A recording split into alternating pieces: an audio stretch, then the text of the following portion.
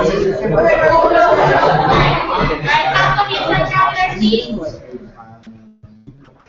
and call me to order at 7:04. Start signing the attendance sheet. That can be passed around first. We move on to approval of the agenda. Are there any amendments to the agenda? Amy? All right. Marvin? I move to strike the student wellness programming fund. Okay. Heather? I move to strike the election board appointments. Okay. Kevin? I'd like to strike the EDP travel agreement. Okay. And Kevin, do you want to introduce yourself? I'm Kevin, I'm Zach's constantly. Great. And then your proxy, so you're welcome to speak up at any time, but you cannot vote. Any other amendments to the agenda? Heather. So proxies are allowed to make motions, so I would just strike the EDP travel policy. Okay. Cool, thank you. Okay, can you strike the external vice president? Kevin, do you have an external vice president for Zach? Yes. Okay, perfect, we'll keep it. We'll keep it. Okay, just for right now, we'll go ahead and keep Michael's presentation. He might not be able to make it. So once that time comes around, he's not here, we'll go ahead and do the 2/3 vote to amend the agenda, which just heads up to all for now. Okay, any other amendments to the agenda? Seeing none, please want to make a motion? Ian? I move to approve the agenda as amended. Seconded, Elise. All those in favor? 1, 2, 3, 4, 5, 6, 7, 8, 9, 10, 11. Those against? And those abstained? 11-0-0 vote. The agendas have been approved as amended. We'll move on to the minutes from November 24th. I get a motion to approve the minutes. Elise? I move to approve the minutes from November 24th, 2015. All right, so a second. Second by Alia. Any discussion regarding the amendments? The minutes. Okay, seeing none, we'll go to the vote. All in favor? 1, 2, 3, 4, 5, 6, 7, 8, 9, 10. Those against? And those abstained? Okay, 10-0-1 vote. The minutes have been approved. We'll move on to public comments. So for all the public commenters in the room, the first round of public comments will be audio only. So there'll be no visual on USAC. Then the second round of public comments will be audio and visual. For any public commenters in the room, you'll have 2 minutes for public comment, and I will stop you when the time is up. So we'll go on to the first round of public comment, which is audio only. We'll start over here.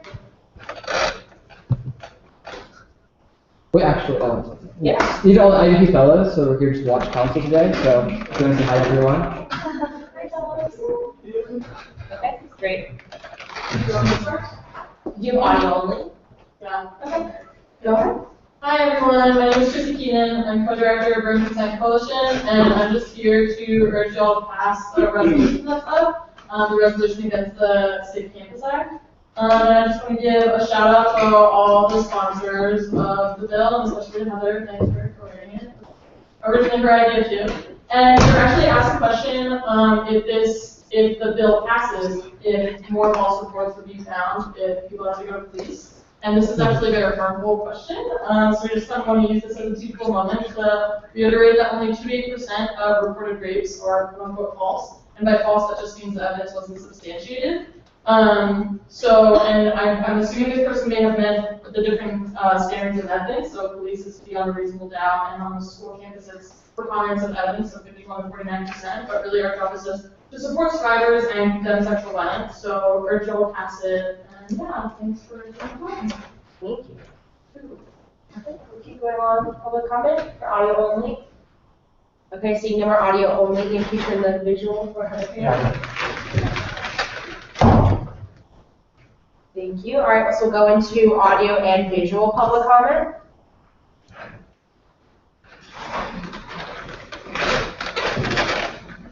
Okay, seeing no public comment, close public comment at 7:08. We'll move on to special presentations. Our first special presentation is from Cal Hurd. So Jackie, you have the agenda. You'll have 15 minutes for your presentation. I'll let you know in about 12 minutes. I'll raise my hand. You put it in front of the room. We'll have 5 minutes for questions after.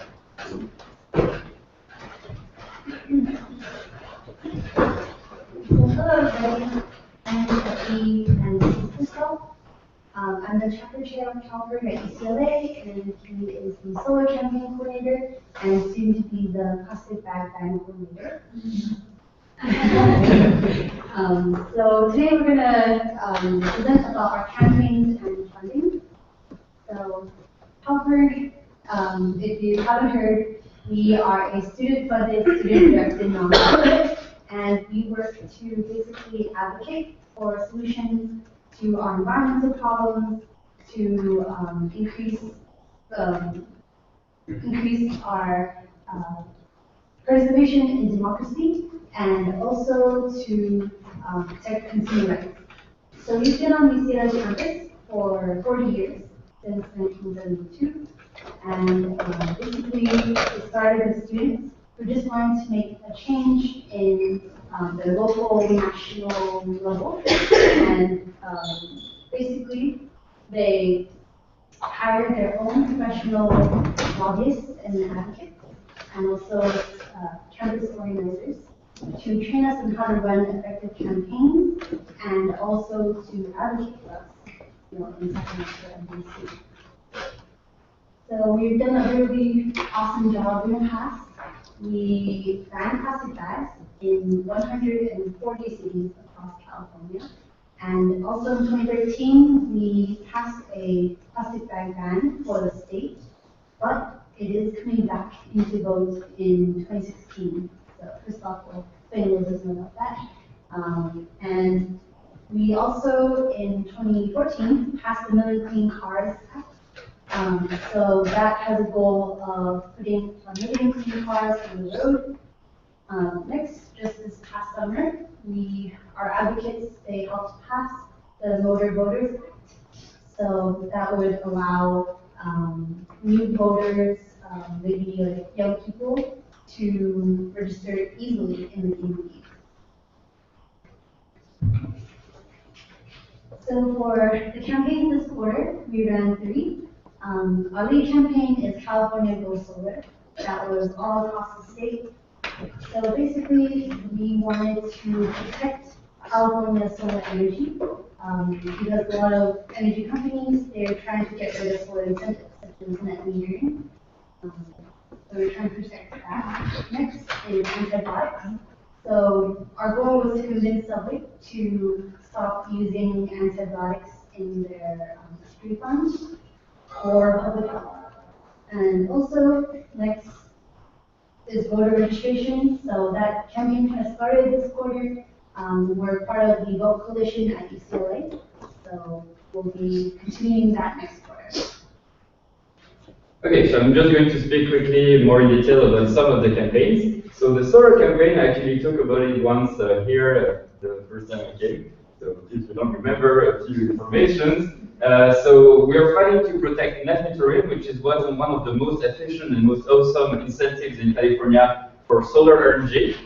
And the problem is that this incentive is currently under threat because the California Public Utility Commission that overlooks the energy policies in our state is considering to stop this policy. And the main reason for that is that utility companies who are losing money from that system are basically lobbying and pressuring the CPUC to get rid of this great incentive for one of the energies of the future. So we are fighting to protect it. And as a coalition, we gathered 130,000 petitions, which is the most that the CPUC ever got in its whole existence. And it's actually more than all the other petition campaigns that it had before. And just here in UCLA, us, CalPro, we gathered around 1,400 petitions, so it's pretty cool. And we also had press conferences, we spoke, we went to solar rallies, and we also met with some city council officials here. So we had many different aspects in that campaign. And sadly, we don't know yet if it's going to succeed or not, because the decision will be taken in December, but we are continuing to fight on that issue until the end of the quarter. So that's some of our friends from Berkeley demonstrating at the CPUC office and delivering the petitions. It was around a month ago. That was the press conference that we organized in Culver City. And that's some of us, UCLA Capra, with our friends from USC. Sometimes we can work together, yeah. After another year. So, yeah. Thank you. Another campaign that we worked on this quarter, which was surprisingly successful, is the campaign against the overuse of antibiotics in the meat industry. So our strategy to fight this big problem for our public health is to make big companies like this quarter Subway to make them stop using meat-produced with antibiotics. Because the issue is that the overuse of antibiotics in the meat industry is a big is creating new stems that resist to antibiotics, and that's a big concern for public health. And so we started gathering photo petitions and looking for coalition partners to convince Subway to stop selling meat-produced antibiotics. And even before we sent the petitions, Subway was like, okay, we're doing it. So now Subway agreed in the next in the next years to stop selling meat-produced antibiotics. So that's pretty cool. And yeah, next slide, please. So just a few pictures. That's us. Maybe you saw some brutal in front of the big sandwich that we made. Maybe you even took a picture with us. Thank you. And that's us celebrating from this big victory for Capra and this big victory for the Cap. And the last campaign we worked on this quarter is the campaign to register young students like us to vote, because as you may know already, less than 20% of the students voted in the last presidential elections. In the last elections, and that's the lowest record ever. And I think this is really sad, because I'm sure that many of you here agree we have a voice as students, and we should make this voice heard. So we are working with many partners in the coalition on campus, including student government, and our campus organizers reached out to Murphy Hall to add a voter registration button on My UCLA. And yes, we started working with the UCLA Vote Coalition, and we are going to continue working on that issue next quarter. Okay, so now about it's not actually about the statewide finances, these are the UCLA finances. So total students who paid the Calvert Pledge fee at UCLA in 2013 to 2014 is about 7,558. And then the new student pledges in 2014 to 2015, 3,653. So the total number of payments that were made is 12,000 about, and the total income generated is 128,000. So for fall, UCLA, we got about 748 pledges. So we project that we'll get about 4,365 for the rest of the year. It is going to be a little bit lower than our previous years, because now we're not going to include grad students in the number. So that would be. So next quarter, we're going to work on the ban campaign as our lead campaign. So as Jackie said, we passed a law in the state to ban the single-use grocery plastic bags, but sadly that was not the end of the story, because some companies from Southern Carolina invested $3 million in the campaign to gain petitions and to put this measure on the ballot in November 2016. So we are trying to mobilize people to vote yes, we want to ban the single-use grocery plastic bag, and during the ballot. And so we're going to have a very different strategies on that campaign, grassroots, grassroots, working with the media, social media, etc. So you'll probably hear of us more on that issue. And we're also going to work on the textbook affordability. So our goal is to try to convince professors to start using open source online textbooks, because so many of us students are spending hundreds on textbooks, and this is a huge burden in our finances, and often it's not even necessary. So this could be a great way to improve our life on campus for everyone. And the last campaign we work on next quarter is the voter registration. We are actually going to make a race with USC to register the most students to vote. And we, as Calpert, we are especially going to do a class announcement.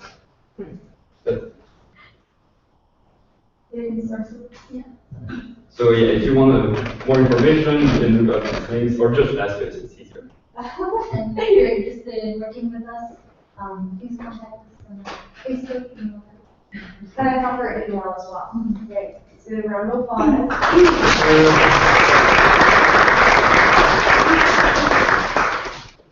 now I can open for questions that anyone may have for council.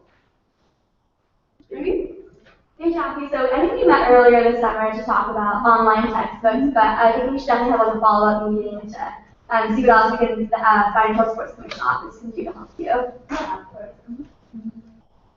As well as the Academic Affairs Commission, I remember talking to you end of last year, so please let me know how I can give them assistance in connecting you to the academic setting, because they really oversee a lot of different academic issues. Any other questions or comments? Okay, thank you all so much. We appreciate it.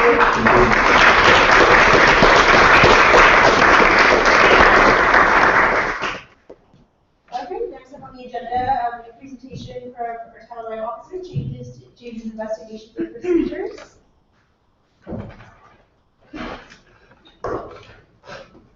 Are you Kathleen? Yeah. Okay, so you come up front, so you have 15 minutes for your presentation. I'll let you know you have 12 minutes left, and then you have 5 minutes of questions from council. Okay?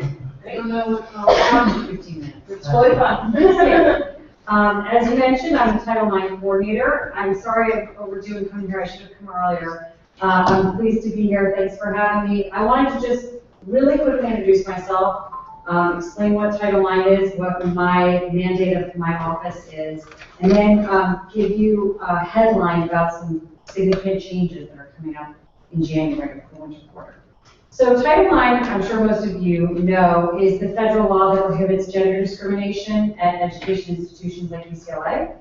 And I think when it was passed 40-some years ago, most people thought of Title IX as something that related to athletics.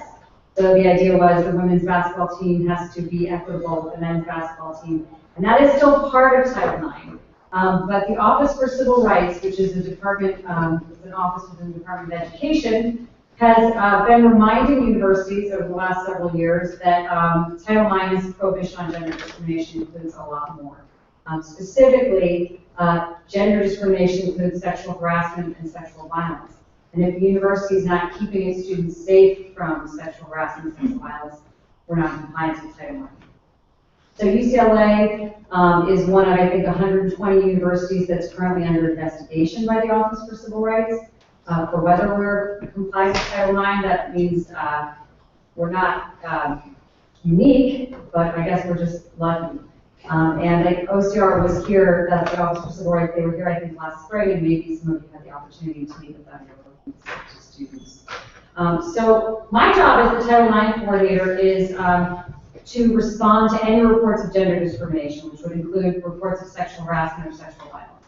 And if we find that it exists, our obligation as a university, which means my obligation, is to stop it, prevent it from happening again, and remedy its effects. So that sounds simple. In practice, it can be more complicated.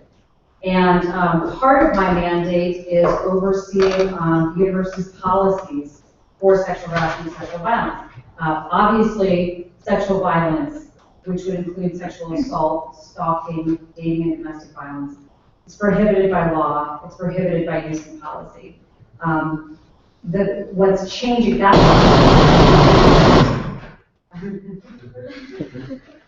what's changing is how the university investigates and resolves complaints of sexual harassment, sexual violence involving students. And I just wanted to give you a heads up of the little history.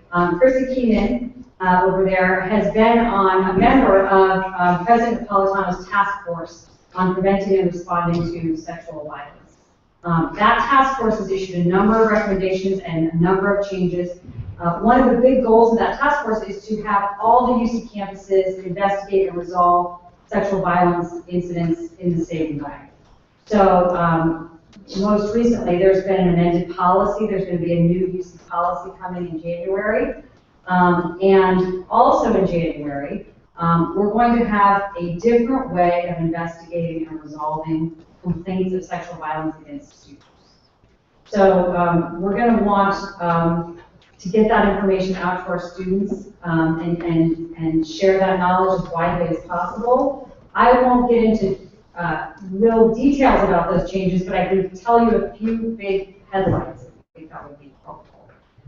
So previously, and even say right now, if a student filed a complaint of sexual violence right now against another student, that investigation would be handled by the Dean of Students Office. The way they handle it is they would collect information, they would probably interview the complainant, interview the accused student, maybe interview some other witnesses that these students have identified, and then they don't make a finding as to whether or not the violence, the incident occurred. They send it to a student conduct committee. That student conduct committee holds a hearing. The students can appear at the hearing, and then it's that conduct committee that makes a finding. So in that respect, it's similar to other student conduct violations in many ways, right? If there was a plagiarism case, the dean would collect information to go to the student conduct committee. That's how it's happening now. That's changing. In January, all complaints of sexual harassment, sexual violence against students will be investigated by the Title IX office and Title IX investigators.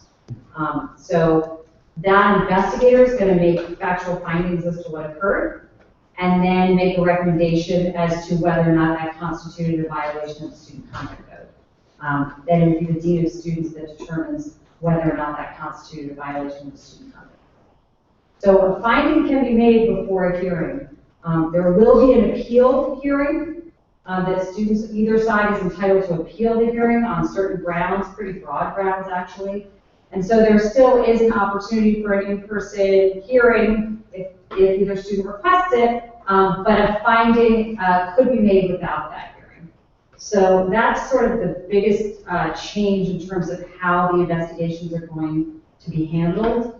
The goal really is to minimize the burden on the students, right? So it's the Title IX investigator's obligation to conduct a fair and thorough and impartial investigation.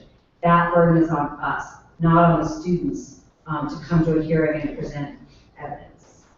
So that's a big change in investigation. And then another big change that we want to make sure all our students are aware of is the task force has also designated mandatory minimum sanctions for a student who is found responsible for sexual violence. And I can give you a ballpark. It varies depending on the conduct. Basically, the mandatory minimum sanction will probably be 1 year suspension for any sexual contact and a 2-year suspension for sexual violence involving penetration or stalking or domestic violence. There can be, there's some limited exceptions, but they're limited. So those are the headlines. Your students' confidential resources and their reporting options essentially remain the same. And that's another big piece of the puzzle. I don't know if you all have these. I brought these to share. Another big piece of the puzzle is making sure that all our students know where they go to report if they've experienced sexual violence and where they go to have confidential resources if they're not ready to report. And that's not changing. So can I share this with you? Yeah, absolutely, absolutely. So we'll go ahead into, did you have anything else you wanted to mention? Nope. Okay, well, let's give a round of applause first, please. So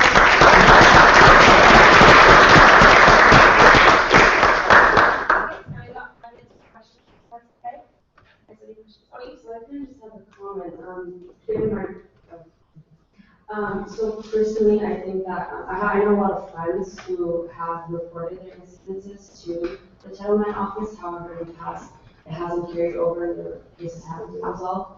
And it's even when they graduate too. So, and I think that within the student perspective, word gets around this is like things happening, so then people get silent. So, I'm really looking forward to these new forms of anonymity techniques in regards to investigation, and maybe I can speak to you about it, and maybe you can put me on it. So I became really happy when I heard that it's changing. Good. Yeah. Thank you. The policy, the current policy and the amended policy essentially require that if we conduct a formal investigation, we have to make a finding. So that is now required, and we have to inform both parties of what that finding is and the sanctions that were. So I don't know that was always the case. That is the case now, and it's required in the policy. Thank you. You had mentioned that they can appeal for a hearing in the event of not making the decision. Will that also go to a student conduct committee as well for that appeal that comes for the hearing? That's a good question. So the appeal body that it will go to is not the same as the student conduct committee. It is going to be, university employees. However, they're going to be highly trained in this field, and they're designated to serve on this appeal body. So it's really being written into their job description. We expect that appeal body to have a lot of expertise and dedication to this. Any other questions? Okay, thank you so much for your time. Thank you.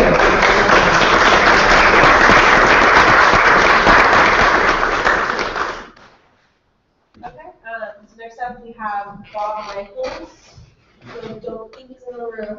So why don't we move on? He is going to be back in January. Just a little bit of background. Bob Michaels is the one who came and presented. He was the USAC president in 1967. And he's on campus today. And I'll talk more about it about the regional district. Okay, so move on to appointments. So you have for academic freedom for Ashley. So I'll hand it over to you, Trent. Yes. It is consent item. Yeah, so,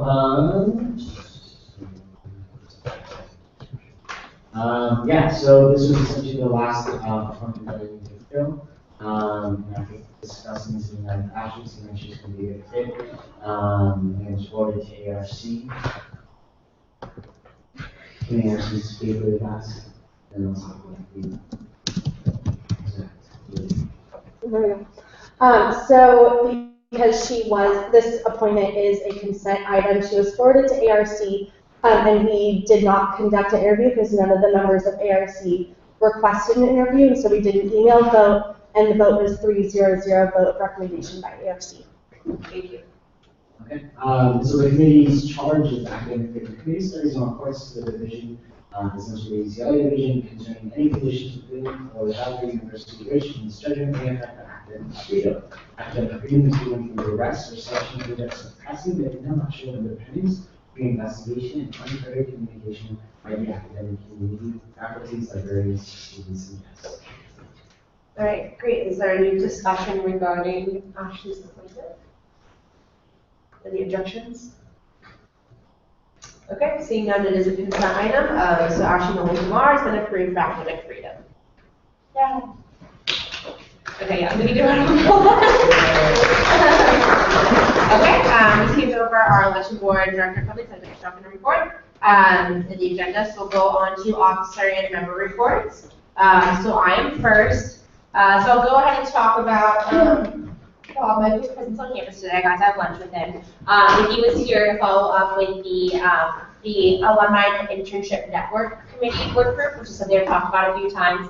It's an organization of faculty and administrators who are really in support for students having internships while they're undergraduate. So there are programs like the College Fellow Program and the Sharp Fellow Program. However, they feel like a lot of these programs are very targeted to a certain population of students, specifically very much of business-oriented students. So we really want to make sure that we are pushing forward and making sure South Campus students or students who are not traditionally part of these kind of internship programs know the importance of having an internship, as well as connecting our alumni, especially in reference to paid internships, since it is difficult for students to hold up a full-time internship if they're not receiving some sort of income coming in. So with that, they are working to get more student representation on this committee. And one thing that we'll be doing that I've actually dropped the language for, and I just want to kind of announce it at this point, is we will be pushing forward for a new presidential appointment. This person will work directly with the Internship Alumni Network Program and with the Career Center and with the Alumni Internship Network Program. So expect that kind of bylaw proposal change to be coming up in winter. So I just wanted to kind of give you all a heads up that we want to do that. We do want to recruit across all the campus. Will be one appointment, but then under some like kind of guiding documents, it would be recommended that they have a committee as well, since it is going to be a large task. What they will be responsible for is communicating with these different entities that connect students with internships, as well as mobilizing basis students to show that there is a demand for internships from alumni. So he was here for visiting for that. He will be coming back in January, and so he does want to come and present to council again, talk a little bit more about history. He was one of the student welfare commissioners and then president. And he is also a big contributor to the Robert Sarby Michaels Award, which I'm sure you'll go over a little bit in your presentation. So just be on the lookout for him coming up later. Speaking of appointments, I've actually created a website for the presidential appointments that have been made. And so these will have their contact information as well as who they are and additional updates so we can know what all these presidential appointments that this council has been voting on, what they're doing. So I'll send that link out to all of you once we get it looking a little bit nicer, but it is in existence, it is up there. So I've been getting consent from all the appointments with their name and contact information on that website. So thank you, Stephanie, for responding. So here's all up there and everything, just so we can stay updated and make sure that these people that we are appointing to committees are carrying out their duties and are being responsible in the actions that we set for them to do. I had a call with the UC leadership. So the people on the call consisted of Kevin Salvo, who is the president of UCSA, myself, as well as my co-chair, council of presidents, and Audio Bed and Marcelo Ramirez, who is the student regent, student president, respectively, to talk a little bit about the statement of principles, and a little bit about the regents meeting. So the regents meeting happened 2 Thursdays ago. One big thing that kind of came up was regards to enrollment, as well as the statement of principles. We're looking to finalize the language in January and have the kind of official presentation and vote on March, was kind of the deadline, the timeline I last heard. I know they're really trying to make sure that they incorporate specifics, but are still inclusive in general to make sure a lot of communities have their input included. So they did have their in week 5, they came to campus, the working group over here all afternoon, hearing just a couple comments from students at UCLA, as well as other students who are local in the area. From last I've heard, I don't know the exact follow-up, but I believe they were going to hold one at a northern campus, so that students from Davis, Berkeley, Merced, and Santa Cruz can all get the opportunity to speak as well. I don't know the exact date of that time has been finalized, but that's kind of the last I heard. The Council of Presidents will be issuing a statement about the statement of principles against intolerance, basically saying that we want to make sure that the conversations we're having are not muted by these conversations they're having about freedom of speech. It is important that we consider the importance of freedom of speech, however, we shouldn't use it as a way to silence what needs to be done. This principle is kind of an overarching ideals that the university should be held to. We should be holding each other responsible, make sure we are being responsible and accountable for the things that we say and do. So I will forward that out to you all once we submit that, but that language is currently being drafted. Yesterday I had a meeting with with Trent and the active Senate Chair, Leo Estrada. I really just briefly want to talk to you all about the enrollment plan for the 10,000 students. So that is not just for UCLA, it's going to be for all the UCs, 5,000 next year, and then the other 5,000 split up. And so just to kind of give you all a heads up, there is going to be a lot of strain. The numbers haven't officially been released yet for UCLA. However, it is going to be a substantial increase from what it is this year. So there's going to be a strain on everything from housing to student resources, mental health resources, ASH, study spaces, classroom sizes, basically anything you can think, lines and Kirchhoff, like there's a million things that this is going to impact. And so we as council need to kind of keep that on our radar that there is going to be an increased amount of students that are going to be coming to this university next year and recognize that it is going to be a bit of a strain for the students that are already here. And so as I kind of get more information, I'll definitely be feeding that onto you all, but for right now, they're still kind of shocked with the number and trying to figure out how to work with this since we don't have additional funding coming in from the state. I know Zach Helder in the External Vice President Office will be working to lobby and advocate for more funding from the state level in response to this increased amount of students. But for right now, there is no money necessarily tied to what we are expecting to get. Lastly, sadly, the Bruins lost. So I had to write an op-ed for USC. So it's been posted in the Daily Charger if you want to read it. It was a bet that I grade student body president at USC. Whoever lost had to write in the other school's newspaper about that school. So I do an op-ed right now flying around the Daily Trojan. If you want to shoot it at you or a comment, feel free to do so. All right, with that is my officer report. Are there any questions or comments?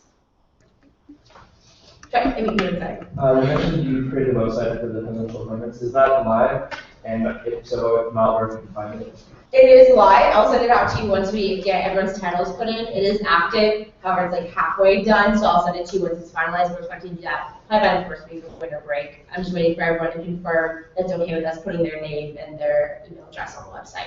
Great. Yeah. As soon as it's done, I'll send it out. All right. Any other questions? Okay, so we'll move on to our internal vice president. Thank you, fellas, so much for coming. I hope that you enjoy council, learn some things. I would like to have a winter retreat at the beginning of winter quarter. I sent out an email a week or two ago about the possible retreats that offices are having. So please send me those dates so that I can try my best to accommodate all of your schedules as much as possible, because I would like the majority of you to be able to attend. A few, 2 weeks ago now, I had a conference call with Larry Gross, who is the director of the Coalition for Economic Survival, and we talked about a lot of the rights that tenants have living here in Westwood, what rights really means for the types of accommodations that they can ask their landlords for. So it was really an enlightening experience. I really learned a lot. I hope to kind of consolidate all of these different rights into a list so that we can pass that out at the off-campus living fair so that it's in, I don't know if you went to the fair last year, but we give out totes. And so I want to have that in there so that they can pass it out, and when these students are going to their new apartments, they can check off these different, requirements or laws that they're supposed to, that their apartment's supposed to abide by. So that is something coming up for next quarter. I met with Roy and Ariel to discuss ways in which we can make the union even more of a useful space for students, especially in light of the possible construction that they have going on. So everything's really still up in the air right now, but it is something to really think about, especially with all of the new students coming about, how we can maximize the spaces that we already do have, so that it is being used in the most efficient way. I met with Mike Cohn last week to discuss sponsorship opportunities for student groups. I'm sure that a lot of you get emails from a bunch of different companies saying hey, if your student organization does this, then we'll give you this amount of money, or we'll do this for your student group. And technically, as affiliates of UCLA, we aren't allowed to endorse one company over another. Lyft has been really trying to contact me about working together and stuff, and working to help student groups with funding. But it's really, we can't endorse one company or over another. And so Mike and Kieran McKinstry is who's the go-to person for all sponsorship opportunities, and they work with CAC, I'm sure, and with CEC for Enormous Activities Fair. They are working on a set of guidelines for student organizations to kind of guide them in having these partnerships and having these different types of sponsorships for their different events. It is an alternative to applying for funding here, and with all of the limited funding that we have, it is something to kind of help students have a successful event.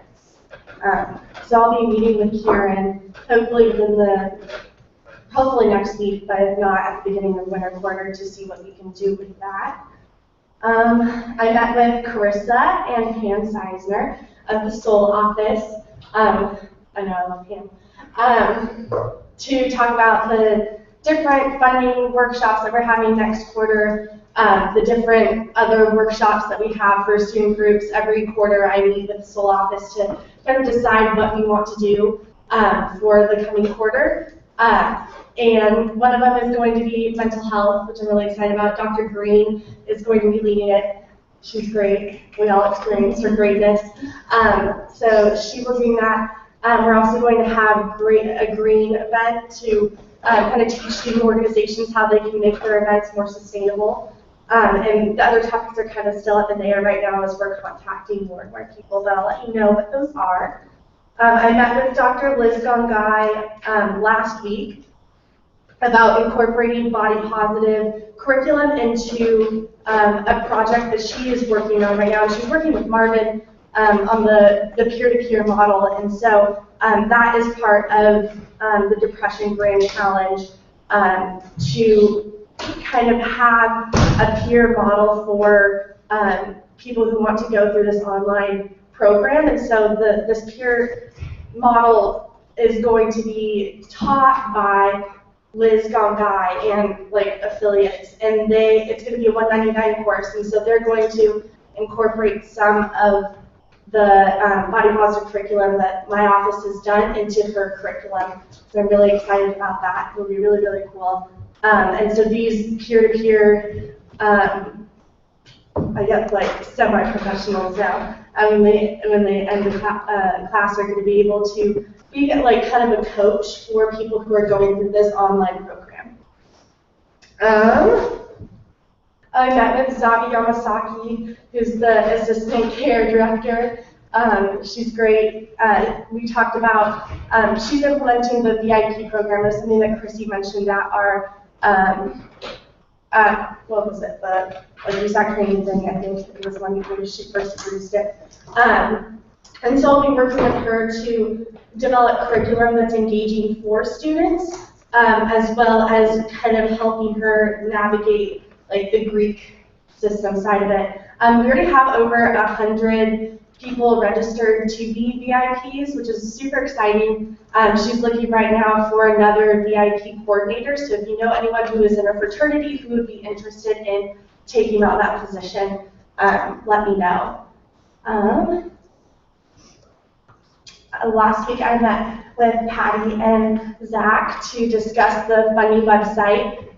So the status of that is that apps will be put up in winter quarter, and we need to convene the funding study group, and I think you're the one that needs to decide what has been decided. I think in order to convene it, it's required.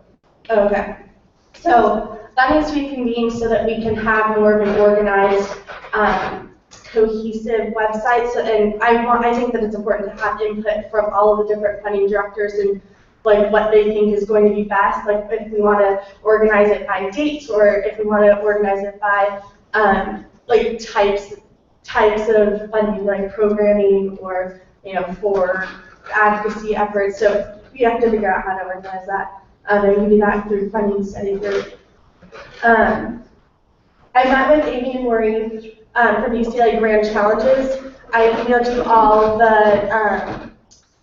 the social media material, so please share that. That's going to be taking place December 3rd, and the student organization who has the most hashtag Blue for Hope the first place winner will get $500, second place is $300, and third place is $150. So please share that with all of your organizations. Like CAC has a bunch in their office, all the projects in CSC, SLEC. So please share that with all of your different works that you're a part of or that you're affiliated with. Okay. So there is going off of the statement of principles of intolerance. So AudioVed wants to have a forum for students here on campus, and so he's going to be working with myself, Yanina Montero, Ray Blandisi, and Vice Chancellor King on contacting different students in different communities on this campus in order for them to participate and contribute their opinions and advice and how they want this to be shaped. An initial email is going to be sent out December 7th, so that's Monday of next week. But please send me communities that you think like need to be incorporated into this discussion. And we have a really comprehensive list, I think, but there's always room for more, so please send me those. And finally, food trucks for finals. This is my 4th food trucks for finals. I'm super stoked. It's going to be this Saturday, Sunday, and Monday by the Humanities Building. There's going to be Lobos Truck, which is the world famous Wachos. They were voted best French fry truck in the nation. So come on out, it'll be really good. And that's it.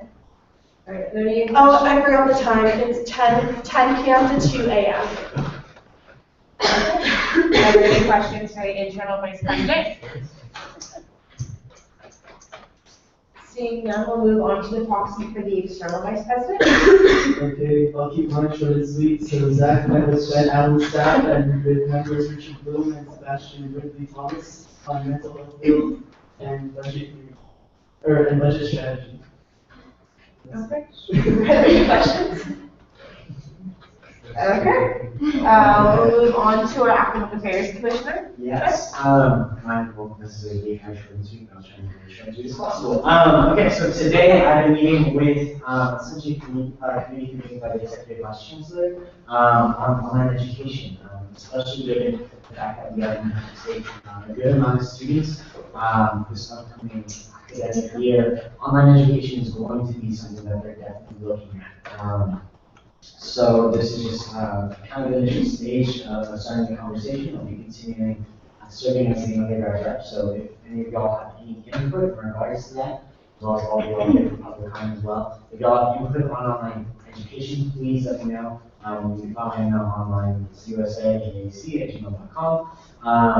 One of the things they are looking at is cross enrollment. You know, repeat that. You can cross enroll for specific courses. And it will count towards units here in UCLA. So for example, next quarter, I'll be taking Spanish 3 at UC Davis. So I'll be able to get that out. Yesterday, as I mentioned, we were with the Strata, and covered a couple of different things. One thing for me personally that I wanted to talk about was we covered a diversity question that's going to be included on professor evaluations that I know we all do, right? This will be, from my understanding, will be used for tenure as part of the aspect of teaching for the professor, whether or not the professor is creating essentially an inclusive classroom, allowing for diverse opinion and diverse thought. So that's something I'm really looking forward to. A couple weeks ago, just continuing going through all of my executive board meetings. One coming up this Thursday, in which we will be talking about the teaching professorship that I mentioned before. Relatively controversial proposal, and so I'm just kind of seeing where faculty members stand. I know I'm just kind of talking with undergrads. A lot of undergrads are on board, essentially having the professor hired for specific departments that emphasizes the importance of teaching, not just research on campus, but really hammering home the idea that undergrads need a little bit more attention than they have than what they have been given over the past couple of years. Tomorrow, AAC will be having our stress-free day. We're bringing it to Powell Library because it is 10th, it is final season. So we'll be offering blue books, Scantron, pens, pencils, highlighters, all of that. Make sure y'all come out. We're going to be out in the Rotunda. Additionally, tomorrow night, we're going to be dropping our My UCLA College Academic Counseling Survey. It was the My UCLA survey was done last year by Austin Box. I'm continuing with that. We're adding in the college academic counseling component. So be on the lookout for that, especially given its 10 big finals. I know all of y'all will procrastinate most likely. So just take 5 minutes out of your day and go ahead and fill out that survey. In addition to that, we're also continuing with planning for undergraduate student-initiated education, USIE. Y'all will be hearing more about that later on. It's one of the coolest programs, in my opinion, here at UCLA. One of my close friends last year actually facilitated a class, pretty much led it, on the history of hip-hop. It was a 1 year pass, no pass. And so we're going to be continuing with that this upcoming year, and the recruiting cycle for that will start during winter. I believe that is it. Any questions? Yeah, any questions for the Academic Affairs Commissioner? No. Yeah. One last thing. Go ahead. Also, we're working on probably publicity campaigns starting in winter quarter, to increase awareness about virtual counseling, which is essentially how you can talk to a college academic mentor online through my UCLA during the afternoons. We're going to be doing that, as well as publicizing the more with everyone online to publicize essentially the Wi-Fi survey, especially kind of this. A lot of intersectionality, but with the rise of online education, one thing of importance is finding space on campus for students to log in and essentially be online. And so this is something that was one of the platforms that I ran on, and something we're going to be releasing to the general public, so I can mention. Quick shout out to Trent for AAC's Best 3 Days, and now all of this campaign will also be this way. So really honored partner AAC for their Best 3 Days. Any other questions? Okay. I'd like to give a shout out to Heather Waterquin, our Brian, Kevin, and Anais for being the ones not on their computers doing the officer member reports. So everyone, please, unless you're doing something urgent, please try to stay attention. People are doing amazing work. We should be listening to each other and hearing all the amazing things that you're all doing. Okay, we'll go on to our Student Wellness Commissioner, Marvin. Hi, everyone. As I mentioned earlier, I am working with Dr. Guy for we're terming it right now as the Resilience Peer Network. And so currently, as Heather described to you all, it's essentially this kind of new foray into peer-to-peer counseling, peer-to-peer support. So I'm really glad to hear that part of the curriculum that these students are doing is positivity curriculum that you're developing. And so as I have more information, as things get more set, then I'll be sure to let you all know. So that's just something I've been working on with Dr. Guy. And so hopefully I'll have more to tell you all soon. I also want to let you all know that I've been informed about the CARE certificate trainings for upcoming winter. And instead of 2 Thursdays now, they're switching to 3 Thursdays with 1 hour less. So it's a little more kind of flexible and available for people. And so I'll be sharing that RSVP link and the relevant information with you all soon. I also wanted to talk about all of us, specifically that they are going to Rotunda tomorrow with AAC to the work starts today. That's really awesome. I did want to also apologize to you all for the lack of clarification about order about what exactly all of us is. And so, as it essentially is, it is a mental health campaign that was passed by the council last year, and also through the president and also the student wellness commissioner from last year. And so continuing into this year, they still essentially built on that momentum and then really pushed themselves to become one of the essentially the strongest organizations on UCLA in terms of discussing mental health. And so essentially it's been an SWC campaign for this past quarter, and I'm very pleased to announce that all of us and Active Minds will essentially merge, and that Active Minds will be taking in all of us as essentially the all of us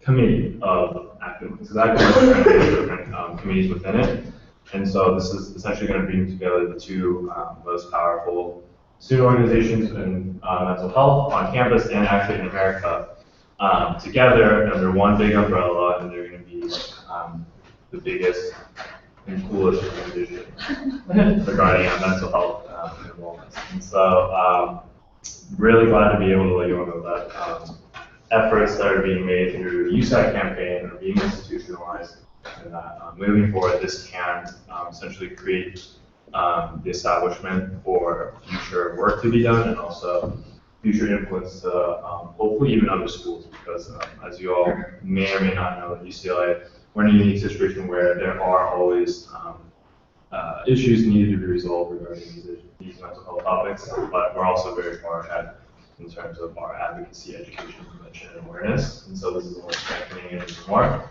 for hopefully more schools to come and involve. So really glad to share that with you all. That is my officer member report. Are there any questions for our student wellness commissioners? Is there any campuses reached out to you in terms of like forming all of this as organization on their campuses? So last year specifically, there were 2 campuses that reached out to us, one was from Florida and one was from St. Louis. And so they've actually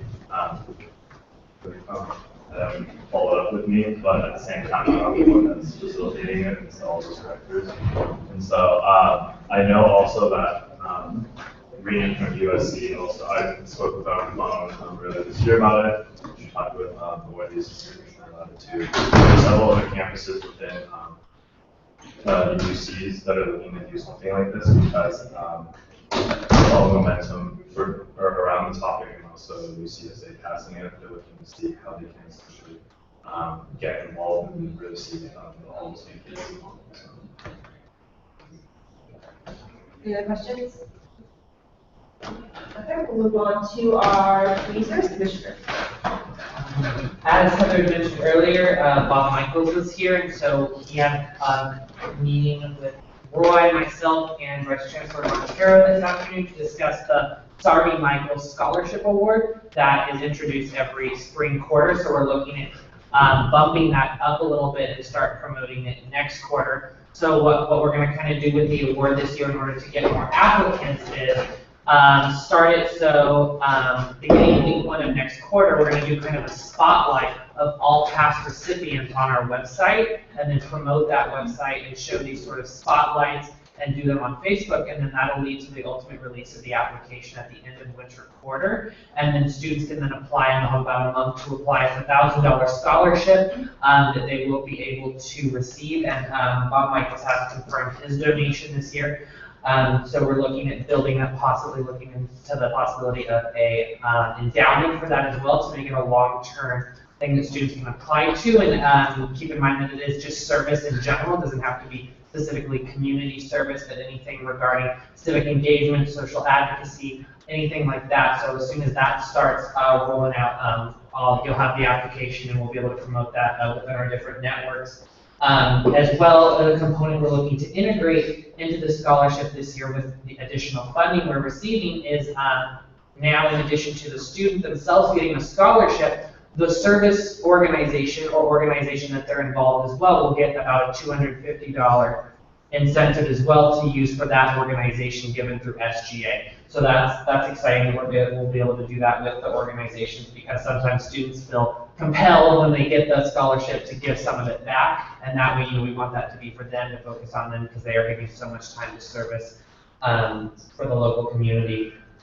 With that, so that'll be released beginning of winter with the spotlights and application at the end. And then as well, I met with the chair of CAC funding body, and Melissa from the Seoul office, who is the advisor to the program activities board regarding a referendum for the next election cycle. And then I will be meeting with Jazz Lila from SIOC and CRC later this week to discuss that. And ideally, the ultimate timeline we look at is having something introduced to council the beginning of winter quarter, get it approved, get it through the proper channels. And I met with Dr. Geller last week regarding that. And so that way we have a lot of time to promote it and have opportunities for students to ask questions about it, possibly hold, whether it be a forum or an opportunity just to learn about what this money is going to and what potential it has for our student groups on campus. And again, any feedback or any concerns or anything you want to see included in that, please let me know. Other than that, that's it. Any questions? Okay, we'll move on to our administrative representatives. Roy? Dr. Geller? No, I will reinforce though what Kathleen was talking about. Come January 4th, the procedures for reporting, investigating, and adjudicating sexual violence, intimate partner violence, and stalking will be changing. When you all come back from the break, if you go to the same websites that have the student conduct code, they will have the new procedures posted. The only change is in the investigation model, not the reporting locations, and not the confidential resources available. So all of the educational efforts that have been ongoing that talk about reporting options and confidential resources, all of that information remains correct. The change will literally occur the day we return in January, which is why we're not posting any of the new policies until the break. Up through December 23rd, the last day the university is open, any reports made fall under the current policies and procedures. And if there are any questions once we get to January, then certainly Kathleen or I can come back and answer any questions once you see the changes in practice. Thank you. Any questions? Let me start. Christine Mara's not here, Patty's not here. So we'll move on to our fund allocation for contingency programming. Stephanie? So this past week, there were no new sub-offices that applied, so this is just for the regular student. And 5 of them applied for regular contingency. They required $8,782.36 for their programs, $2,620 was requested, and the finance committee recommended $918. If this vigorously approved, then there will be $42,436 left in regular. Okay, so make a motion.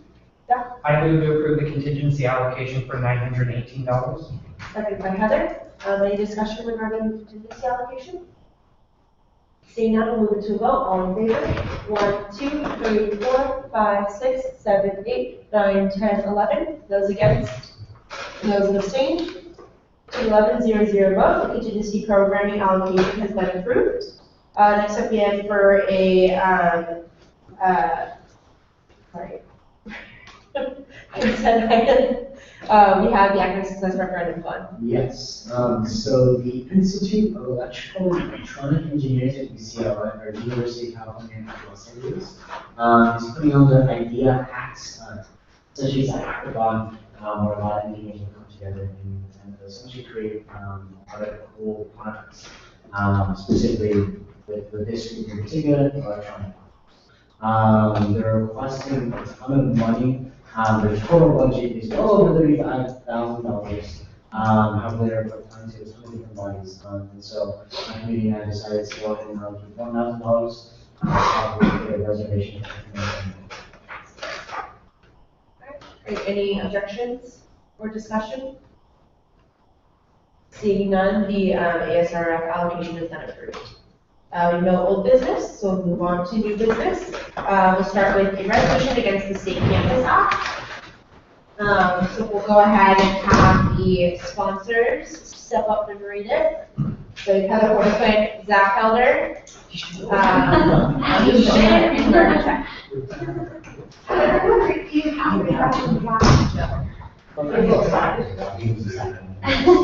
Yeah.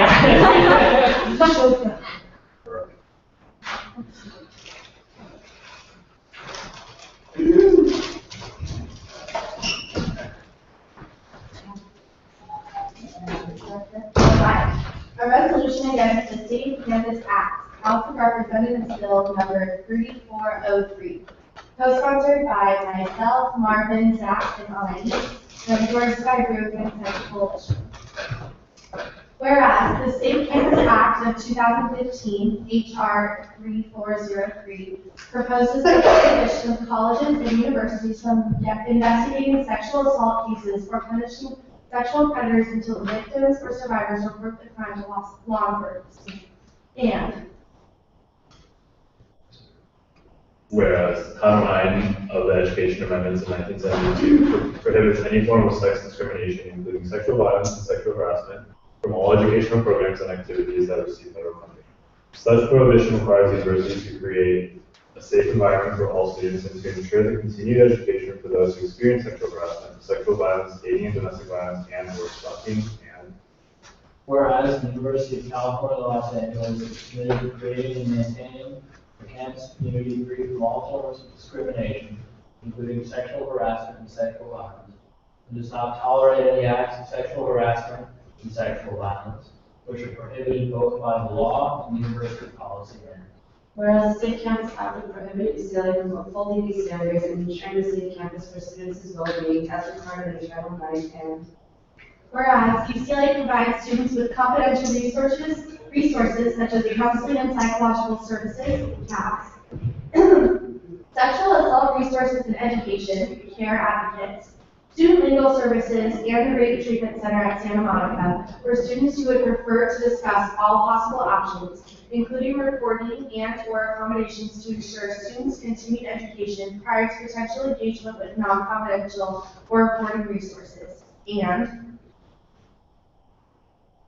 whereas the Title IX office upholds student rights to report incidences of sexual violence to UCLA, UCLA to investigate the claims and have the complaint resolved promptly through a fair and equitable process. And whereas in providing the reporting options to both the Title IX office and the UCPD, UCLA allows the victim or survivor to choose whichever, if either, reporting path to pursue. This method upholds the victims or survivors' choice in agency. And whereas most student victims or survivors choose not to report to law enforcement because legal proceedings often take an extended amount of time and effort. This can be emotionally exhausting for victims or survivors and also take time away from their education and educational opportunities, thus infringing on their right under Title IX to have education free from ongoing sex discrimination, sexual harassment, or sexual violence. And whereas 1 in 5 women and 1 in 16 men, 6 men, will experience sexual assault while in college. And whereas 1 in 2 transgender people experience sexual violence. Most transgender survivors have experienced repeated sexual violence. 73% of transgender survivors have been sexually assaulted more than once. And whereas undocumented persons experience sexual violence and sexual harassment at higher rates than documented persons. However, undocumented survivors are less likely to report violence against them. And whereas people of color, experience sexual violence at disproportionately high rates. Approximately 34% of multiracial women, 27% of Native American Indian women, 22% of Black women, and 14.6% of Latina women are survivors of sexual violence. And whereas communities of color and undocumented persons have faced historical oppression by law enforcement in a variety of contexts. As a result of their experiences, they may not feel comfortable reporting to police agencies. And whereas approximately 80% of assaults are committed by someone known to the victim or survivor, and 47% of rapists are a friend or acquaintance. And whereas only 7% of survivors of incapacitated sexual assault report to police, 90% of all campus sexual assaults involve alcohol. And whereas nationally, as of 2014, only 33.6% of rapes and sexual assaults were reported to law enforcement, and even fewer have led to an arrest or conviction. And therefore, let it be resolved, the Undergraduate Student Association Council urges the external vice president to encourage the University of California Students Association to formally oppose the Safe Campus Act, HR 3403. Yeah. Therefore, let it be further resolved, the Undergraduate Student Association Council urges the external vice president to send letters to Congressman Matt Simon, who introduced this bill, and to Congressman Pete Sessions, Congresswoman Kay Granger, and Congresswoman Brenda Lawrence, who co-sponsored this bill. These letters should express opposition to this bill, and therefore, let it finally be resolved that the UCLA Undergraduate Student Association Council does not support the Safe Campus Act, HR 3403. Thank you all for reading. Can you grab a copy? Okay. So can I get a motion to approve a resolution against the Safe Campus Act? Alia, second. Second by Zach. Okay, we'll move on to discussion. So first we will insert friendly amendments, and then we'll move on to overall discussion regarding the resolution. So friendly amendment? Brief note. Yeah. So we have, this is kind of like a retroactive resolution. I just want to, I guess, encourage everyone that we have already taken a lot of action on the issue. Heather and I did advocate on the issue in Washington. We've been in contact with the offices of those who introduced the bill, and there's, I think, certainly more to be done in terms of urging that the principles of the bill never get reintroduced in some fashion, but just so everyone knows that work is being done on Okay, so for amendments, and it's kind of a question to each officers as well. For the first whereas, is it possible for us to change, instead of saying victim or survivors, to just survivors? Only because like we used to word victims historically is used by law enforcement. It has like a very negative connotation because it contributes to like the powerlessness that a lot of survivors feel. So it would really be best to change that to just survivors. We actually, because before, there was a, I think it was a Survivor Speak Out last year at an SWC event, and the language was very heavily survivor focused, but there were some people who had experienced sexual assault that said that they don't feel like they're ready to call themselves survivors yet. And so that's why we left the option of having victim or survivor. Oh, yeah. And then another one was, okay, the last whereas on the second page, when we're talking about Native American, Native Women, et cetera, can we capitalize black women? Like black women, Yeah, this is our team. yeah. Thank you. Yeah. I have one friendly amendment to the action items. Specifically, we just go down to the action items in regards to UCSA. Another entity that I think if the authors would be comfortable putting on as well would be council presidents to specifically take a stance to stand against the State Campus Act. And if you want to specifically direct that action item, you can direct it on to me as chair, or if you would like to just leave it as council president, that would be a friendly amendment that I would like to propose to the authors, what they would think. So under the action item, so it says, urges the constitutional vice president to encourage the University College Association to formally oppose. So if we can include language to encourage the University College Association, UCSA, and in some way the council presidents as well. So maybe there's a way to make that kind of parallel language. Well, what I can do is just copy and paste this and then just put, president. Heather, or encourage the, undergraduate student association council president to encourage council presidents to. All right, cool. Sound good? Do you all guys feel comfortable with that amendment? Okay, great. Okay, are there any other amendments to the language? Oh, yeah? So the same line where we talked about black and brown, the color and people of color should also be capitalized. Okay. So that's council student body president.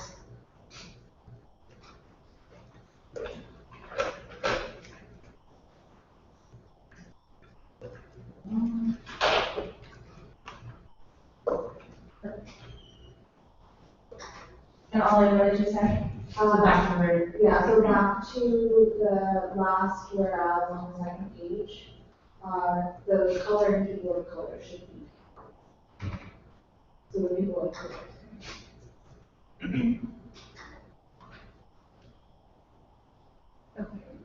Amy? In that same whereas, I believe women should be spelled with an X as opposed to E, and with the private of women, and not the idea that we conform to patriarchy. So I would say to fix that, because some people, at least in the progressive world, feel some of the way about women being spelled with E, actors and also with E. So it should be an X. Okay, how do the authors feel about that amendment? I mean, I still spell it with an E. I don't know. We can show you everything. I mean, it may seem like trivial, but you know, a lot of people see that and they feel something. Just living on verbiage, later on when this gets released, people don't Marvin? I just wanted to take your comment. I just wanted to provide like an objective perspective on it. But, I think we should leave it how it is because we want to ensure that there is a formal language that's being adhered to that everyone understands through a formal education system that's currently in place. And so I personally recommend that, both personally too and also in an objective way, also recommend that we should keep it as women just so that we can stick with what's established already. That's not to discourage or not acknowledge any other movements or ideals that are other people hold as well. And so that's what I believe. And my comment would be that it actually footnotes to number 15, which is a report from the CDC, which is a direct language coming from that report. So it coming from an objective view, it's not really stating, how we want to put it, but rather what the report says. And in my opinion, we're saying this, whereas it's merely stating what's in the report, and that's how it's depicted in the report, which is why I think we should keep it. Do any of the authors have any input? I think that, if it wants to be further discussed, we can have it, in the general discussion, over front of it, since there's disagreement. Okay, so I guess for now, we can move on to that, we'll talk about it in the general discussion. One question I just wanted to put out there as well, would it be more inclusive if we did Latina / Chicana? Or is the statistic purely Latina? Purely Latina? Okay. I believe that at the end of all your whereas, it's supposed to be a period, and then it starts a new sentence, and therefore likely all. And on that note, I think the final whereas there's one. That's what I'm saying, yeah. I see it, you said, okay. Okay, so it's a period? The final, yeah, so the final whereas, and then it starts new. Therefore likely. And actually, I raised a question for the room on that one, which is that, are there really supposed to be any periods in a resolution up until the end of the whereas? I think it's just one really long run on things, right? It's the technical format. So we might want to address, I just noticed that while we were reading it. Okay. Past resolutions, we have done periods, but it doesn't mean that we can not do it without periods. I don't think really passionately about the lack or resistance. Okay. But someone did have this point that raised it. Okay, since that is an amendment, do any of the authors have an opinion on that, if they would like to change them all to not periods? Wait, and there's sentences within, because they're like stating, they're referencing different sources, so, and those include the periods. So I don't know how you do that. If you just do a comma and a conjunction, because what ultimately the format of a resolution is, I say, whereas this fact, therefore we must do this. And there's just a lot of whereases and a lot of therefores, but they're not really allowed to sort of sequence each of those statements and parse them within themselves, if that makes any sense at all. Okay. Well, do any of the authors have an opinion on that? Looking at the English major. I take a step back from this one. So you as an author like to keep as is? Okay, and you step back. Okay, so we'll keep as is. All right, are there any other amendments to the language? Okay, seeing no more amendments to the language, now we'll move on to overall discussion regarding the resolution. Chad? Yeah, so I would like to thank especially the sponsors, and not specifically about this, but the original proposal didn't actually have any data on communities of color.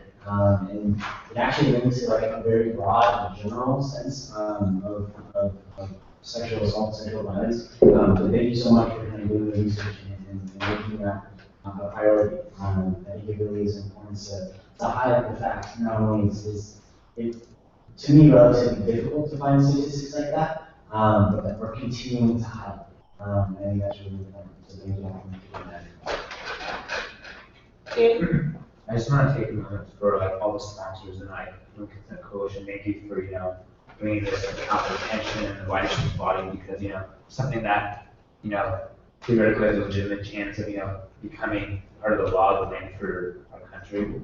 I mean, it's important that we're taking a stand against it for something that obviously, if you just look at the statistics itself, would be damaging to the experience of survivors or victims, on campus or any campus around the country. elementary side, kind of falls into place and, things important like recognizing this sort of stuff. Thank you everyone for your support. I really want to just point out as a sponsor, I want to give special thanks to Heather Ortquin and Chrissy. The two of them are the main authors of this entire resolution, and so I'm honored to be sponsoring a resolution that I fully support. And again, just for those of you who are just now finding out about this bill, again, I want to assure you, when we were working on this in Washington, we had a chance to speak with a lot of the education committee members who ultimately kind of decide to fave bills like this. And the chances that this bill ever gets passed into law have been reduced from, pretty good back when it was introduced to virtually nil. So advocates have done a great job of staying on the ball on this bill, and it looks pretty much dead, but it's good to take a stand against it. And I just have one question. So they went to DC, who else did you bring with you to coffee besides you and Heather? Did you bring anyone else with you? No, it was me and Heather, but we talked pretty extensively with Savannah and Christy beforehand on this, but it wasn't, the only bill we were working on while we were in DC. There were, quite several other initiatives we were working on. I want to thank the Chairman Vice President for including me as well, since I know you've created a budget. The DC trips are expensive to shoot, so thank you again for taking it. Do you all have follow-up on this? Yeah, whenever we take a DC trip, immediately the week after, we follow up with all the offices we met with on these issues, and then we also, particularly on bills that advance from, for instance, subcommittee to committee to the floor, every time that happens on a bill we're tracking, we also follow up, and then we have obviously regular DC visits planned to follow up. So it's pretty airtight firewall. When y'all go, if you do go there and have an opportunity to do so, I would love to, and I'll actually look forward to the contacts with people that were heavily interested in this bill, especially with the color. So kind of like how track like this resolution, including that one color part, is very good, but as the bill shows, there is extensive, sexual violence that is included in the color. And the problem is, and a lot of what I'm also trying to work with all of us on is the fact that there is such a huge amount of change that goes into this. So there is like that whole other layer, and there's like a huge community of people that are working on it when considering this. So yeah, I would love to, Sure. Yeah, actually, I would love to see more of you. Zach's come over to do the language maybe we can some team up. I also want to look at specifically the community that goes in this higher education accessibility, because that's something close to me personally, and I know for a lot of these businesses, it is, you're on the side of it, so I'd love to team up and not only just that issue, but other issues. I just wanted to thank everyone for providing input on this resolution, and to all of the sponsors, and to Chrissy going through this process and writing all of this. I did learn a lot. I thought that I was fairly educated on the topic, but there's so much to this. And the reason that I really wanted to bring this to the table, I know that the both of you did go to DC, and the bill is basically dead, but I really do appreciate you all going to advocate on behalf of not having it passed in the law. But I really wanted to bring this to council because I think that any sort of possibility of this language becoming law is very scary to survivors of victims of sexual assault. And it really it's not just about going, to law enforcement. It's about having the power of choice stripped away from you, and it's such a scary and vulnerable time and position. And so I think that it's all of our responsibility to ensure that everything that we are doing is empowering students, in this case, empowering victims or survivors. And with that, I call this Okay, one more comment, sorry. Okay, you didn't finish your statement, right? I'm trapped. What's the name? What's the name? Dr. Kelly. I'm wondering why the choice of the word urge. Urge to me feels pretty weak. And if this is something that you feel as strongly about as the comments I'm hearing, I'm wondering why it's not something more significant, something like direct, rather than just urge. Would the authors feel comfortable taking action items, verbs to demand?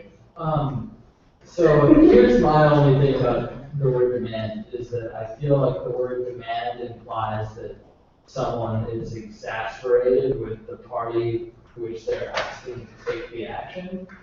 And if the council is exasperated with me for not taking action, they're welcome to change the words to demand. If not, I would politely ask that we use an actual word. What about call on? Call on is good, but I think, you know, if we, the trick is I recognize the non-binding nature of resolutions, but I think direct is probably the strongest possible appropriate language we can still use. I'm good with that. Yeah, I was going to say the same. I think direct is good about having negative connotation. And then one other thing is kind of unrelated, but I was just looking at the footnotes, and it kind of showed me that they're all slightly different formatting.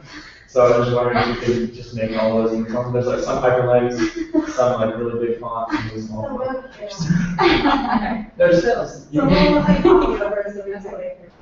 Before we get up to the hyperlinks, do all the authors feel comfortable with changing direct? Marvin? Okay, great, so are you changing that? Okay, thank you, Heather. Okay, all right, great. Are there any other comments, regarding the language and or intent or any other context of the legislation? Stephanie? This is really small, but if you really put footnote 11, can we put the semicolon after the later, just to keep the format consistent? So footnote 11? Yeah. Or the reference in the text. Okay. Who did you see that is? No. Okay. It's you're typing on this thing. Okay, so we'll get it just a second, I want to make sure our editor. We need to have a 15th position here, a USAC typist. This is like taking care of all these forms. Okay, so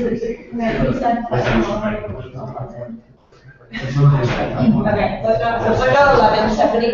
Oh, yeah, that's how I put it out. Okay, semicolon after footnote 11. Heather, after footnote 11 in the text for a semicolon. Semicolon here. Or space? Are you saying semicolon? Oh, yeah, it's just like one is after the semicolon, but for the other one, then the semicolon is after. So if you like move the semicolon one after, one space over. Okay, so okay, so it says whereas 1 in 5 women. The line where it says whereas 1 in 5 women, right? Is that the line you're referencing? No, the one after. The one after. transgender people. Okay. So you're saying with footnote Or actually, 12? it's the wrong number, I can't really see, but, Footnote 12. 11 is the whereas 1 in 5, okay, Ken's got it. 13. So if you look at 14. Okay, thank you. Okay, are there any other changes in the language and or discussion regarding the resolution in its entirety? Okay, seeing none, we'll go into a vote. So all in favor, please raise your right hand.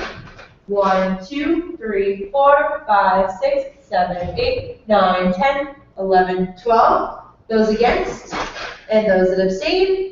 To an unanimous 12-0-0 vote, a resolution against the Safe Campus Act has been approved.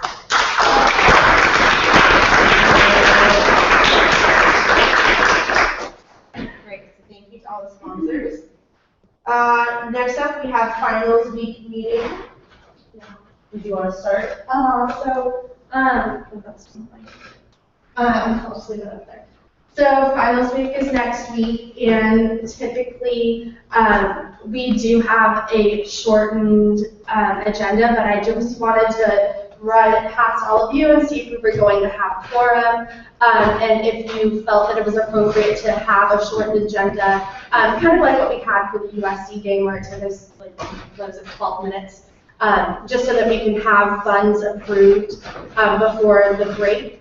And we will also be having, if we do have a meeting, BOD allocations coming to council as well. So those would be, I believe, the only So just, yeah, something before that. So in regards to finals week meeting, it actually is not specified in our bylaws if we do or do not have a finals week meeting. So calling on a meeting would technically not be a special meeting since it's not specified. But as chair, I will be requesting you all, we can do a vote just for transparency purposes. I will be requesting a meeting with a shortened agenda, but it must also include appointments. There are several appointments, presidential appointments that I would like to be made before break. And do you have academic appointments too? I have the SR. Okay, SRF. So there would be those included as well. But I do want to kind of gauge, and we can do it with a vote, if you all would be available at 7 p.m. next Tuesday. Maybe we can just strike officer and member reports and do appointments and fund allocations. So is there any discussion? Let's do the motion first and we'll go to discussion. So Grant's going to move for a finals week meeting. Okay? Okay. Second? Second by Heather? Okay, so is there any discussion regarding, please? So the academic requirements are, my presidential appointments, are they consent items or are they, No, there'd be action in consent for presidential appointments, yes. Thank you. I also will be here for two Okay. and say those. Okay. So Amy, is there anyone else that would not be able to make it? It's unclear, but very possible. Okay. Anyone else? You? I want to make an amendment to that motion to have a finals week meeting, and just, the amendment would be to have a finals week meeting without, special presentations, or to have a finals week meeting, but only include,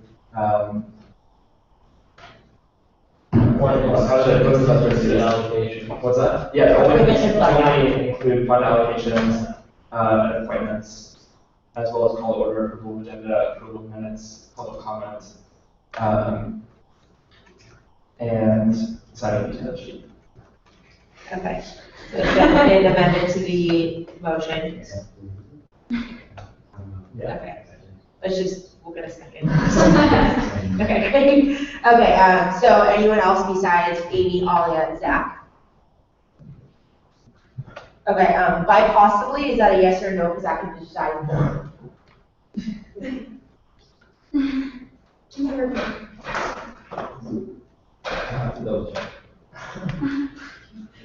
Okay, at what point would you know you would be able to make it? Tomorrow, okay. If you are unavailable to make it and we don't know because Lexi's not here, then we would not be able to make quorum, therefore we would not be able to vote on anything. So unless you have a final, I would truly hope that you'd be able to make it. So at this point, we'll go ahead and go forward. Is there any other discussion regarding the meeting? Again, this has been shortened to call of order, approval of the agenda, minutes, and then appointments, fund allocations, and signing candidacy. Public comment. Okay, we'll move public comment, okay. Great, okay, seeing no other comments, we'll go into a vote. All those in favor? 1, 2, 3, 4, 5, 6, 7, 8, 9, 10, 11, 12. Those against? Those abstain? To 12-0-0 vote, there will be a shortened finals meeting. That's Tuesday at 7 p.m. in Kirkhoff Hall, Portland Center. All right, now we'll go on to announcements. So we'll go ahead and start over here. Tim? Wyman? Yeah, sorry. So, today we celebrated World AIDS Day with SCDC Awareness Committee and also SCDC Social Affiliate, the AIDS Coalition, Roof Plaza, you know, all this cool stuff. I'm wearing these right now to celebrate. So, always get tested. Body Image Task Force, the SCDC Committee is hosting Love Yourself Yoga tomorrow in the Jawline Center at Court number 7 at 8 p.m. Also, the care office will be hosting final self-care spaces on first floor, large conference room in John Williams Center West. And I actually have the date, so I'll go ahead and read it off real quick. So it's Monday, December 7th, 5:30 to 7 p.m. Tuesday, December 8th, 1:30 to 4 p.m. Wednesday, December 9th, 5:30 to 7 p.m. And Thursday, December 10th, from 11:30 a.m. to 1 p.m. And if anyone needs information, just let me know. And that's it, thanks.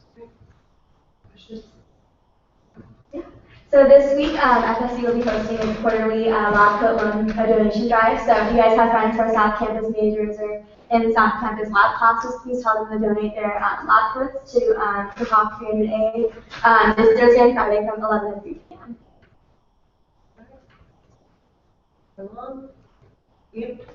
So I announced a couple weeks ago the USAC Water Conservation Texting Challenge. I don't have the results on that yet, but at our last check, we had saved 600,000 gallons of water, and they had saved about 200,000 gallons of water. So we were in the lead the last check, and so I'll let you all know when I find out what the results are. But it looks like we might be able to beat them off the field, even though we weren't able to do it last weekend. Mainly that's for we're going to be opening up applications for our composting video challenge. So my office is going to be helping promote the UCLA pilot program of composting at the Wall Commons. And just looking at all the details, about the basis of the involvement will be in the video contest. But if you have a group of people that are great at making videos and are really passionate about the environment, we're going to be doing a kind of a parody style music video that teaches people how to sort their trash and compost it, and also promotes the composting facilities that we have on campus. So we're really excited about that. There's going to definitely be a prize. It might be upwards of $500 to $1,000 in gift cards for the winning group, hopefully. So yeah, it's really exciting. Or we could all make a video. I probably would participate. That'd be a little bit of conflict of interest. But if you all want to listen to the video, that'd be great. So that'll be coming out more details in the next quarter. Stephanie? Yeah, I just want to remind you that if any of you apply to receive money from contingency for your grant, please for on or before October 31st, when we're closing accounts this week. So just a reminder to turn in your rec forms before we do that, so that some money will go back.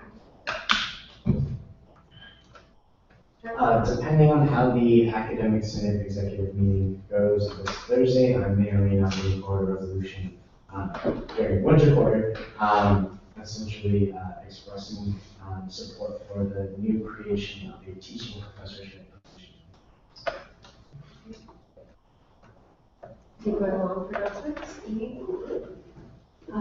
So our mentorship application was not denied. So it's public the room to mentorship and licensing program is good for you. So there's an event and I love you all sharing and stuff like that. And also kind of just like information for all of you. The mentorship is different in terms of other mentorships because the whole purpose of it is not only academic, but it's also community based. So it's kind of like teaching first, second, and transfer students about community organizing, community building, like the importance of different coalitions on campus. And so we're really trying to draw in mentors and mentees that are already doing mentorships, like across campus, but like maybe need like a different side of it, if that makes sense. So I know like a lot of folks, like especially like in the first year, kind of going to provide like mentorship programs, but I didn't really get a piece of community mentorship in turn. So yeah, it's open to everyone. It doesn't mean that can't already get a mentorship program to apply. So yeah, also y'all can be mentors. That was good. So yeah, it's a great point. Yes, so our video is live for the social justice micro-education students. So it's very small project, but social justice community did really hard work on this. It'd be awesome if you could just really had it. More views the better. You go ahead. Oh yeah. And then our mentorship as well. The only problem is that GSA is not getting back to me, so I think I'm gonna need your help to do this. Because so and I don't know why. It's a great program For GSA. Okay. We'll get you connected. Yeah, just send me a message and I can. I will.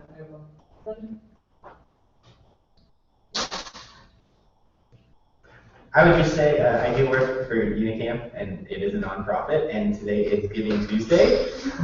So I just would recommend, I know that being a student is hard financially, but if you sacrifice a couple cups of coffee or something, you can just make a $10 donation or something small to an organization you're passionate about.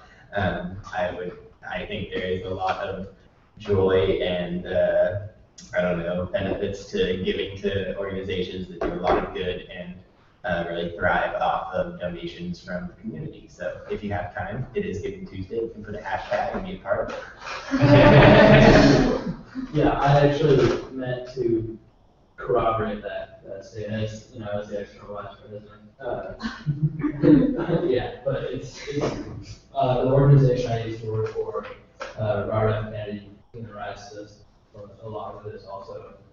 Anyway, yeah, it's Tuesday.